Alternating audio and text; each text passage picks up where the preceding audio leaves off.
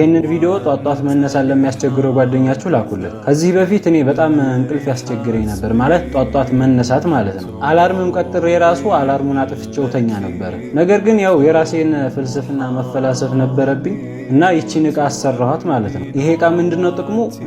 ሰዓት ትቀጥሩና ማለት ነው። ሰዓት ትቀጥሩና እኔ በፊት ቀጥሬ ራሱ አጠፋው ነበር። እናንተ ተቀጥርና እዚህ ውስጥ አስቀምጠዋለሁ። እዚህ ውስጥ በሚነሳበት ጧት 11 ሰዓት የሚሆን በፈለኩበት ሰዓት ቀጥርና ይሄንን እቆልፈዋለሁ።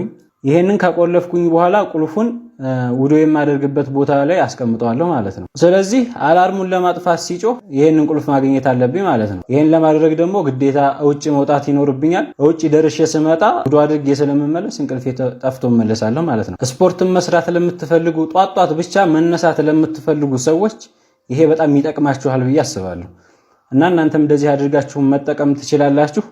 ይሄንን ቪዲዮ ያስፈልገዋል ለምትሉት ሰው ሼር ማድረግ ትችላላችሁ። ይመቻችሁ።